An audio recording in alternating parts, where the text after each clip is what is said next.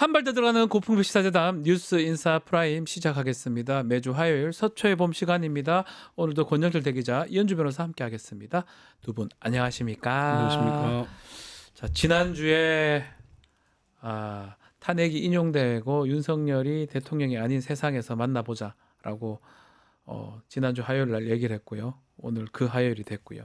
자, 그래서 헌법재판소 8대0 탄핵 인용 결정 요 부분 뭐 계속 봐도 사실 질리지 않는 장면인데 이 영상을 한번 준비되어 있으면 좀 틀어줄 수 있나요? 피청구인은 헌법과 법률을 위반하여 이 사건 계엄을 선포함으로써 국가 긴급권 남용의 역사를 재현하여 국민을 충격에 빠뜨리고 사회, 경제, 정치, 외교 전반 전 분야의 혼란을 야기하였습니다. 국민 모두의 대통령으로서 자신을 지지하는 국민을 초월하여 사회 공동체를 통합시켜야 할 책무를 위반하였습니다. 군경을 동원하여 국회 등 헌법기관의 권한을 훼손하고 국민의 기본적 인권을 침해함으로써 헌법소의 책무를 저버리고 민주공화국의 주권자인 대한국민의 신임을 중대하게 배반하였습니다.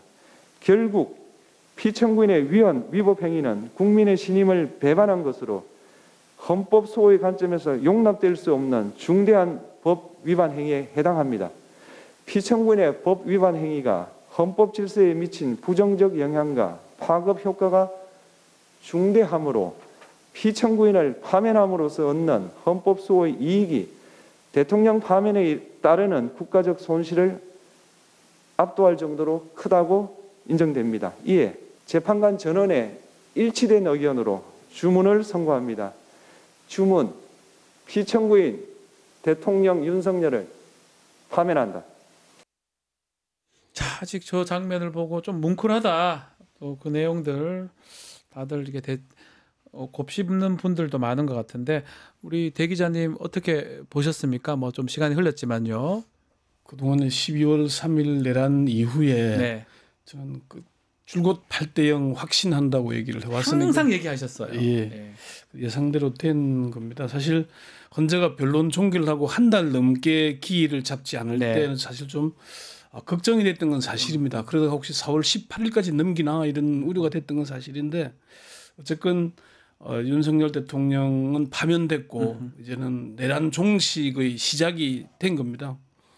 헌법재판소 결정문 중에서는 79페이지에서 81페이지에 나오는 국가 긴급권 남용의 역사를 설명을 하고 네. 있는 대목, 그 대목이 가장 눈여겨볼 만한 대목이고 국민들도 다시 한번 그 대목을 좀 상기시켰으면 좋겠다. 네. 그 말씀을 드리겠습니다. 결정문. 네. 네.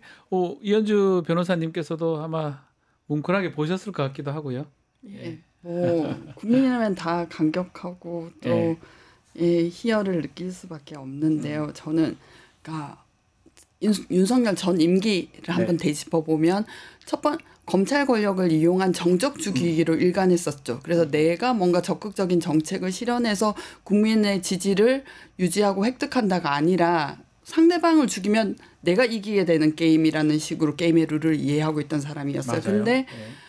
그러고서 선거 결과를 총선 결과가 뭐 거의 200석에 가까운 그 의석을 야당이 가져가자 이걸 받아들일 수가 없었던 거죠. 그렇죠. 그래서 이 영향으로 저 내란에 이르렀던 거고요. 그래서 저는 두 가지 장면이 이 검찰 권력을 이용한 정적 죽이기 그리고 군경을 동원한 쿠데타는 지금 우리 세계 여러 나라들 중에 정치 경제적 발전을 어느 정도 이뤘다가 나락으로 떨어진 대표적인 두 나라가 있습니다.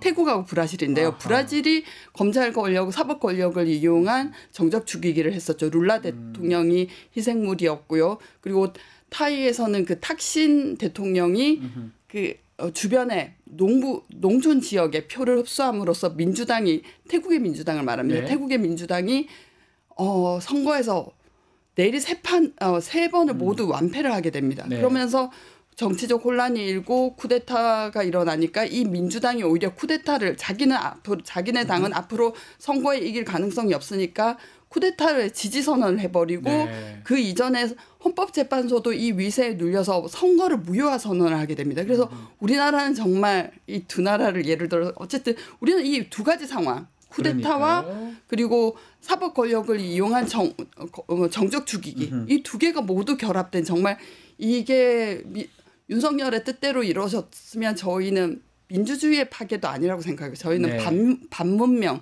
비문명의 사회로 가는 위기였다고 생각합니다. 그래서 이것은 국민의 승리고 저는 정말 우리 그 광장에 나와주신 모든 국민에게 그리고 뭐 나오지 않으셨더라도 집에서 이 열망 민주주의의 회복을 꿈꾸는 여러 국민들에게 모두 감사드린다고 전하고 싶어요. 예, 지금도 저 말씀하면서 울먹거리는 것 같아서 아마 같은 감정들을 가지신 분들 많은 것 같습니다.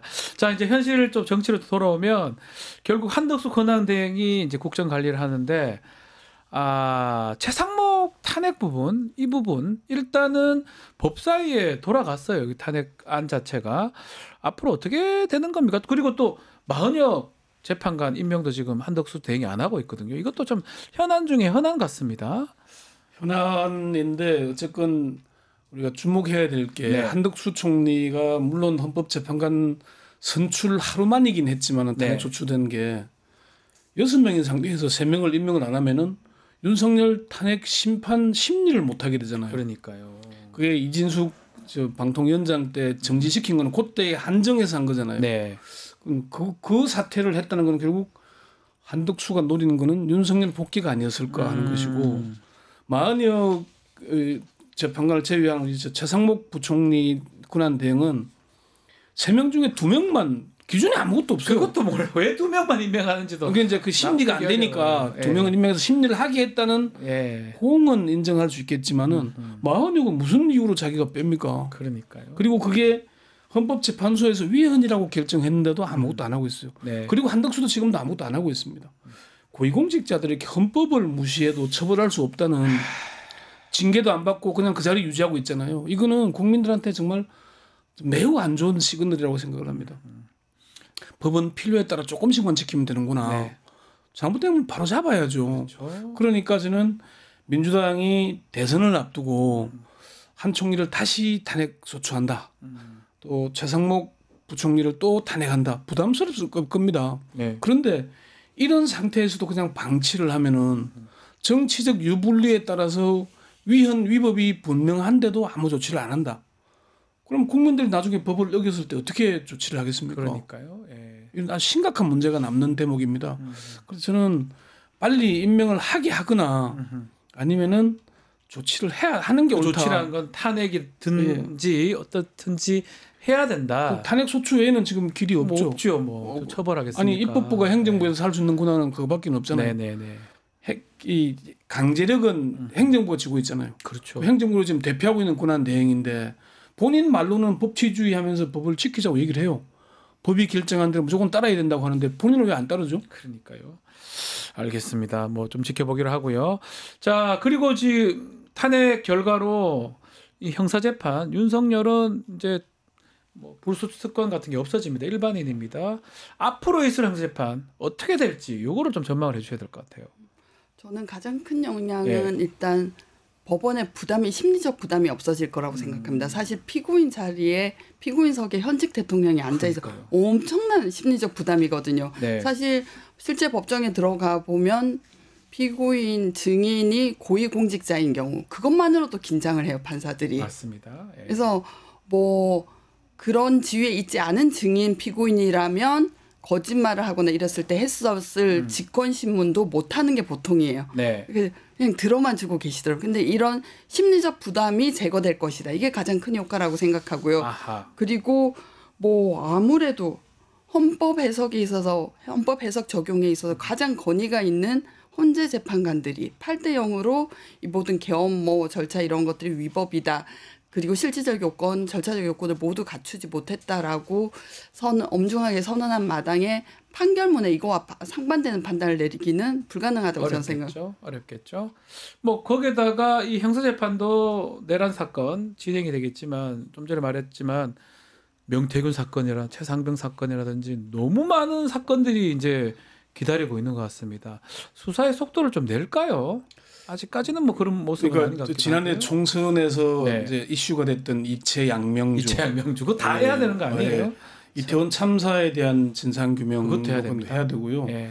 최상병 사망 사건 플러스 외압 사건 네. 이거 분명히 해야 해야죠. 되고 그리고 양평 고속도로 노선 변경과 관련된 의혹, 해야 됩니다. 또 명품백 수수나 김건희 씨 주가 조작 관련 등도 해야 되겠지만 여기에 명태균 게이트 네. 그리고 경호처의 체포영장 집행 거부까지도 수사를 해야 될 대상입니다. 이거는 바로 잡지 않을 수는 없습니다. 네. 어떻게 하느냐에 따라서 검찰이 지금 가장 먼저 이제 지난 2월에 사건 이첩을 받으면서 창원지검에서 서울지검으로 이첩을 받으면서 김건희 씨 소환부터 일단 뭐 시작을 했으니까 일정 조율은 들어갔거든요. 네. 그래서 빨리 하지 않을까.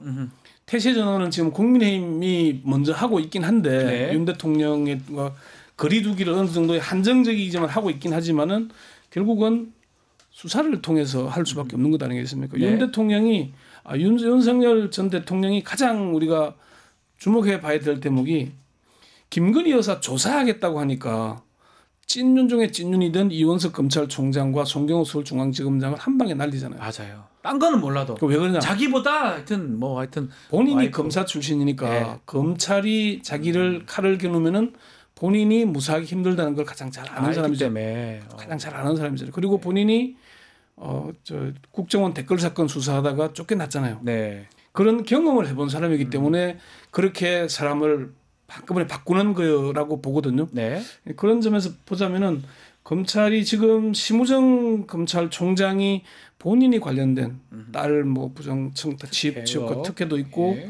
뿐만 아니라 지금 윤석열 내란 우두머리를 풀어준 즉시 항고도 하지 않은 이 혐의에 대해서도 사실은 될 것 같아요, 그것도. 수사를 해야 된다고 네. 봐야 얘기가 나오잖아요. 이 부분들이 지금 우리가 어떻게 흘러갈지 대선 국면이기 때문에 쉽게 대선에 영향을 주는 수사는 검찰이 잘 안 해왔거든요. 그런데 이거는 내란 종식을 위해서는 반드시 필요한 과정들이잖아요. 네. 그리고 그 이전에 이런 내란 원인이 된 사건들이기 때문에 이걸 짚지 않을 수는 없는데 이제 착수를 언제쯤 하느냐. 그러니까요. 대선에는 2달밖에 60일밖에 없잖아요. 6월 3일이 뭐 높아 보여요. 60일인데 그 60일도 이미 벌써 며칠이 흘러가고 있어요 지금. 예, 6월 3일 얼마 안 남았어요, 진짜로. 그것도 뭐 정당 간 경선해야 되고 그렇기 때문에 저는 검찰이 조직의 생존을 걸고 나서지 않을까 저는 그렇게 보는데 그게 타이밍이 이 대선 때문에 국면 때문에 어떻게 할지 그게 지금 관건으로 남아 있습니다. 가장 이제 국민들이 좀 생각하는 부분 재구속 부분이에요. 윤석열을 재구속시킬 수 있는지, 김건희를 불러서 조사할 수 있는지 이 부분 사실 아직까지 의문을 가지는 분들도 많은 것 같고요. 저는 검찰에서 분열상이 내부적으로는 분열될 거라고 봅니다. 왜냐하면 이때까지는 용산을 비호하는 스탠스를 취해왔던 내부 사람들이 분명히 있거든요. 네. 그래서 뭐 경호실 차장에 대한 그 압수수색 구속영장 신청도 여러 번 거부했던 거 아닙니까? 그런 그렇죠. 다음에 구속 취소가 됐을 때 그 구속 취소 결정이 확정되기 전에 직권으로 풀어주잖아요. 왜냐하면 일주일 즉시 항고 기간이 지나야 확정되는 건데 네. 즉시 항고도 하지 않았으면 물론 즉시 항고 포기서도 정식으로 접수시키지 않은 상태에서 공식적으로는 확정의 효과가 발생하기도 전에 풀어주거든요. 그래서 네. 분명히 이걸 움직이는 축이 있고 그러나 이제 말씀하셨다시피 예, 조직의 명운을 걸기엔 이미 늦었습니다. 늦었어요? 이미 늦었습니다. 이미 기회를 놓쳤지만 그래도 살아남겠다고 이제 움직이는 사람들이 있을 테고 이 두 세력들이 내부 다툼을 벌일 가능성이 크다고 저는 생각합니다. 검사도 기관이니까 어느 검사는 윤석열 조사도 하고 김건희 조사도 하고 이런 사람들이 나올 것이다. 예. 그렇게 보시는 거군요. 예. 나와서 하여튼 자기 조직 살려야 되니까 뭐 앞으로 어떻게 될지 구속을 한다면 뭐 내란죄 이걸로는 어렵을 수도 있지만 직위원 직권 구속도 지금 남아 있고 그래서 이제 저도 그걸 다른 사건도 구속영장 청구도 있고 그 부분을 예. 좀 취재를 해보니까 네. 내란죄로 재구속하기는 어렵다라고 그렇죠. 합니다. 왜냐하면은 다음 주 14일부터 내란죄 재판이 본격화되잖아요. 재판부에서 재판하는 사건에 대해서 수사기관이 건드리는 거는 옳지 않잖아요. 네. 그래서 그렇고 판사 출신 한 법조인이 새로운 사건 수사가 되고 새로운 사실이 드러나야 재구속이 되지 않겠나.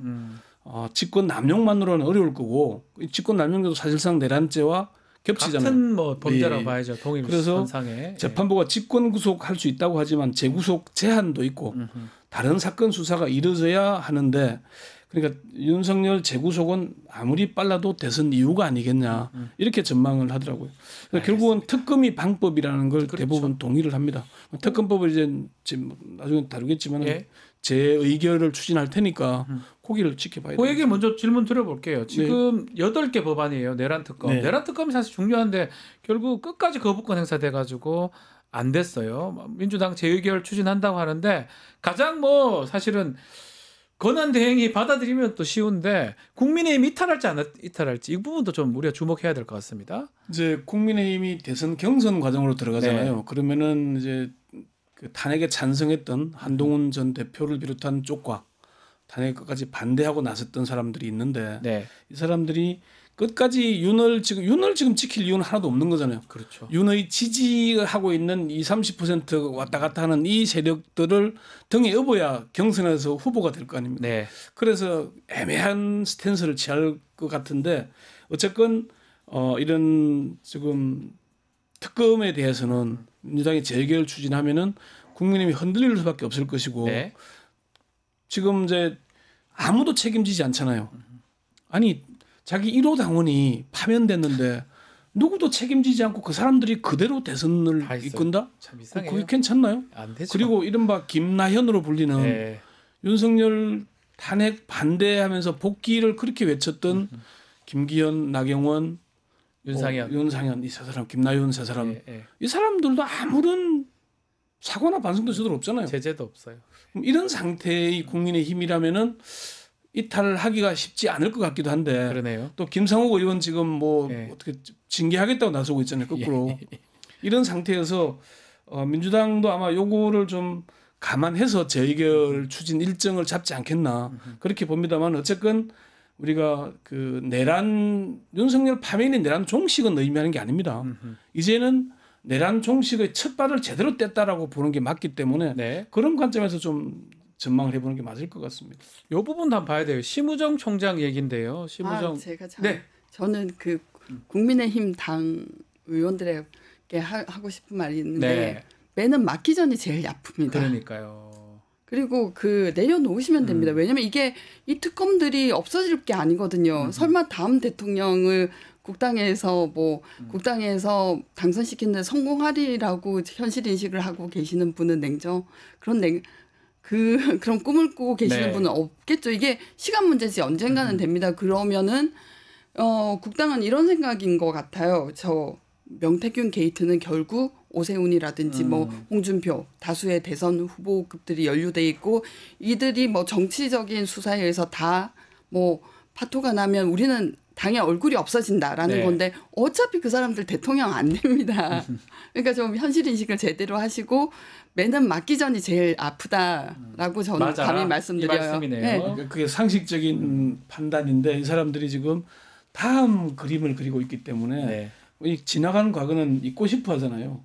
지나간 거는 빨리 덮어버리고 그냥 그러니까. 냄새가 나든 말든 덮어버리고 다음으로 가려 그러니까 그 얘기를 계속 하는 거거든요. 근데 문제가 국민들이 기억하고 있거든요. 저 그러니까요. 국회 경내에 헬리콥터가 내리던 날을 그리고 뻔뻔하게 윤석열이 그 헌법재판소 법정 안에서 하던 거짓말들을 다 생생하고 기억하고 있는 마당에 자기네들이 덮는다고 해서 덮이는 게 아니죠. 그렇죠. 자, 그러다 보니까 민주당이나 야당에서는 또 조국혁신당 같은 경우는 지금 내란 종식 척결을 위해서 심우정 총장을 지금 바라보는 것 같아요. 심우정 내란 관함 특별 상설특검 검사 수사 요구안도 제출돼 있고 뭐 심우정 총장은 지금 자녀 특혜 의혹도 지금 문제가 되고 있고 고발된 사건이 예. 많긴 하죠. 상당히 좀 근데 이게 이제 곤란할 민주당이 것 같아요. 나서지 않고 조국 혁신당이 나섰다는 데 네. 대해서 이 민주당이 적극적으로 지금 민주당은 심우정 특검 네. 내지는 또 뭐 탄핵 소추보다는 지금 마은혁 임명하지 않고 버티고 해온 최상목을 최상목을 바라보고 그리고 있어요. 예. 그 수사할 때 경호처가 그렇게 체포 저항하는데 한마디 조치도 안 하잖아요. 맞아요. 한 번도 안 했습니다. 그런 행위를 어떻게 고위공직자로서 대통령 권한 대행으로서 할 수 있는지 그 사람을 그대로 공직자로 계속 두고 봐야 되는지에 대한 국민들의 이론이 많거든요. 네. 그래서 그런 부분들을 먼저 해소하지 않을까. 그것도 민주당이 일단은 바로 본회의 표결을 하지 않고 법사위 보냈어요. 예. 법사위 조사로 넘긴 이유가 바로 여론의 눈치를 살핀다는 얘기잖아요. 예, 예. 이게 지금 해야 되는지 말아야 되는지 예. 논리적으로 하긴 해야 되는 하는 게 정당한데 네. 이 타이밍에 또 하는 게 맞느냐. 대통령 파면시켰는데 또 그 밑에 부총리까지 파면하러 가야 되겠느냐는 얘기를 하는 것이고 국민의힘이 사실은 내란을 직접 옹호를 안 했지만은 윤석열을 지키려고 한 거는 결국 내란을 옹호한 셈이 되잖아요. 같은 거니까요. 그거를 지금 국민의힘은 두려워하는 거죠. 특검이 들어오면은 결국 국민의힘 정당 해산까지 가지 않겠느냐. 그걸 사전에 막으려고 애를 쓰다 보니까 지금 그 매가 지금 매가 아파서 아플 것 같아서 겁이 나서 저러는데 정말 뒤늦게 맞은 매는 아픈 정도가 아니고 죽을 수 있잖아요. 그게 사실 무서운 건데 빨리 맞아야 되는데. 당 내에서도 네. 김대섭 의원 같은 경우에는 네. 김나윤에 대해서 징계를 해야 된다는 얘기를 하고 있잖아요. 고릅니다 이렇게 얘기도 하고요. 예. 그러니까 그런 얘기들이 계속 나오다 보면은 국민의힘이 이 후보 경선 과정에서 당이 나름대로 그 분화가 될 겁니다. 그러면은 그때는 이제 이 특검 재의결도 저는 가능하지 않을까. 예, 그렇게 봅니다. 네. 그리고 어제도 조그만 뉴스가 있었는데 신동호 EBS 사장 임명을 법원에서 결국 집행정지를 맞아요. 받아들였죠. 예. 근데 그걸 누가 했냐면 이진숙 방통위원장은 사실 4대4로 거의 기사회생을 한 거거든요. 그리고 그 2인 체제의 결정이 위법하고 효력이 없다는 거 명시돼 있는데도 계속 저런 그 의결을 하시지 않습니까? 그래서 네. 정말 이 헌법재판소의 결정을 수용하지 않는 이게 일련의 그 국당 뭐 정치인이나 국당에서 임명한 이런 위원장들 보면은 국민들의 신뢰도는 이 앞으로 이게 내란 종식, 상황을 정리하는 것이 굉장히 시급하고 긴급한 우리가 가장 큰 과제인 사건에서 국당에게 뭘 맡길까라는 그러니까. 회의감과 불신이 커질 수밖에 없습니다.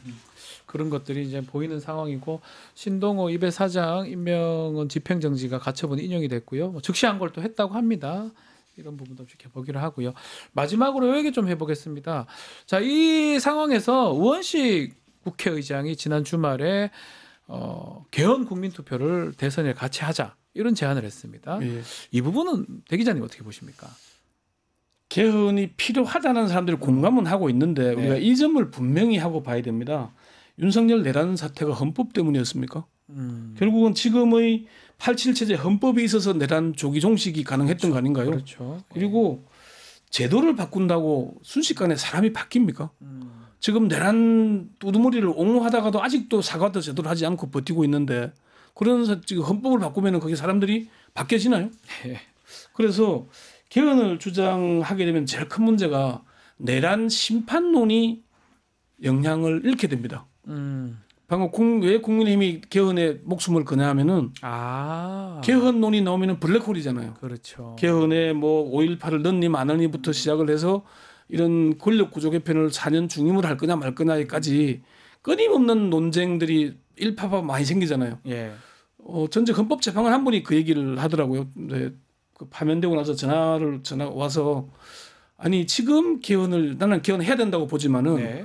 파면 직후에 개헌론을 얘기하는 것은 옳지 못하다. 내란 종식을 제대로 한 다음에 가야 된다. 이런 얘기를 하더라고요. 그래서 이 내란 옹호하고 윤석열 복귀를 꿈꾼 세력들이 개헌을 주장하게 세력에 합류하잖아요.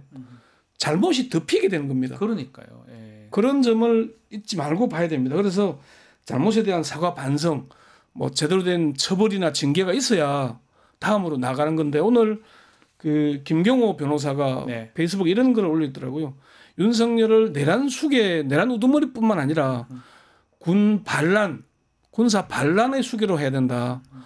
내란 우두머리는 무기가 있고 무기 사형이지만은 군 반란 수괴는 무조건 사형이에요. 사형밖에 없습니다. 네, 왜냐 맞습니다. 이 사람은 국군 통수권자잖아요. 네. 그리고 군인들한테 직접 전화해서 다 지시했잖아요. 이런 걸 따져보면은 이걸 군사 반란죄로 처벌해야 된다는 이런 주장이 오히려 더 설득력을 얻지 않을까. 그래서 그 개헌을 하긴 해야 되지만은 60일 짧은 대선 기간도 안 맞아요 사실은. 네. 국민 여론을 수렴할 기간도 없고 예. 그래서 요거는 내년 지방선거가 있으니까 아하. 그때 국민 투표 때 같이 하면 되는 거지. 차라리 짧은 대선 기간에 급하게 하려다 보면은 급하게 마시면 물도 체합니다. 모르지 않았을 것 같은데 우원식 의장이 갑자기 이런 소리를 했어요. 뭐 의도가 좀 있는 건가요? 정치적 의도? 본인이 국회의장일 때 뭐 나라의 하고 싶어요? 대가 뭐 과제를 해결하고 싶다는 아. 성급한 욕심이라고 그냥 선회하고 싶습니다. 좋게 이해하고 싶다. 예. 어쨌든 지금 맥락상 뭐 시간도 안 사실은 맞는데 탄핵을 거치면서 네. 본인이 이때까지 정치적 인생에서 가장 큰 주목을 받았고 거기에서 좀 가욕을 부리신 게 아닌가 싶기도 하지만 일단은 그냥 선회해드리고 싶지만 때는 아니다라고 생각해요. 시간이 뭐 암만 계산해봐도 필요한 시간이 38일 정도는 필요하고 최소한 예. 따져보면 한 이번 주 다음 주에 정리가 끝나야 되는데 이거 되겠습니까? 아니 개헌에 대한 논의는 많이 됐지만 논의는 해도지만 그러니까 항목마다 다 의견이 다르잖아요. 다 달라요. 그걸 어떻게 수렴해 갈 것인가의 과정과 공청이나 과정이 다 필요한데 너무 서두르는 게 아닌가 하는 생각이 들고 그래서 개헌 쪽에 붙어 있는 분들 자세히 살펴보면은 네. 다 그 이유가 있습니다. 이유가 어떤 이유가 있습니까? 이유가 있습니다. 그게 다 이게 지금 뭐 다음 대선에 어떤 영향을 미치겠다는 의도가 있어 보이기 때문에 그런 점에 있어서는 개헌 필요성에 대해서 많은 국민들이 공감하는 부분이 있거든요. 네. 바꿔야 될 부분들이 있는 건 사실이지만은 그렇더라도 지금 나서서 바로 해치우기보다는 차라리 대선 과정에서 개헌에 대한 약속을 받고 네. 내년 지방 선거에서 할 수 그게 더 있는 낫겠네요. 차라리 차라리. 그런 방식으로 가는 게 더 옳지 않을까 저는 그렇게 봅니다. 근데 제가 잠깐 네네. 뭐 민주당한테 쓴소리를 덧붙이자면 예. 이 윤석열이라는 괴물이 대통령이 된 게 민주당 기여가 분명히 있습니다. 그렇죠. 그래서 저는 조국의 시간에 그 책의 기술 부분을 그 부분 이제 조국 전 장관도 너무 아픈 부분이라서 그 속내를 다 진실을 다 말했다고 생각하지 않아요. 일부의 네. 진실만을 말했다고 생각하는데 왜 그 검찰 내부의 힘의 균형을 지켜주지 않고 뭐 힘의 균형을 위해서 다른 팔을 등용하지 않고 윤석열 일색으로 했느냐에 대해서 뭐 사법농단, 국정농단 공소 유지를 충실하게 하기 위해서 이들을 계속 좋은 자리를 주는 것이 필요하다고 상호 협력이 이루어졌다. 뭐 이 정도로만 얘기해 주기로 하자, 얘기해 두기로 하겠다라고 한 4줄 굉장히 중요한 부분인데 4줄 5줄 하는 건 저는 이거는 제 해석으로는 문재인 정부는 검찰에 볼모 잡혔다. 우리가 이 재판에서 태업하면 너네는 어떡할 건데 무죄 받아버릴 거야. 그러니까 이 지금 민주당 의원들이 국회 득달같이 몰려 들어가서 계엄령을 해제하고 그 뒤에가 그래서 까방권을 얻긴 했지만 사실은 이 국민이 안 겪은 고통에 분명히 일조했습니다. 그거부터 5년 동안 검찰 개혁도 못 해놓고서는 뭘 개헌 얘기를 하시나요? 예, 알겠습니다. 자, 오늘 말씀은 여기까지 듣겠습니다. 권영철 대기자, 이현주 변호사님 두 분 감사합니다. 유튜브 구독하고 실시간 채팅과 댓글을 남기시면 매일매일 7,000TTCO를 드립니다. 참여 방법은 통통물 어플을 다운로드하고 회원가입과 로그인을 해주세요. 마이페이지에서 나의 회원 고유 번호를 복사해주세요. 유튜브 구독 후 실시간 채팅이나 댓글창에 고유 번호를 한 번만 입력하면 준비 끝! 지금 유튜브 채팅과 댓글 쓰기 참여하고 7,000TTCO 받아가세요.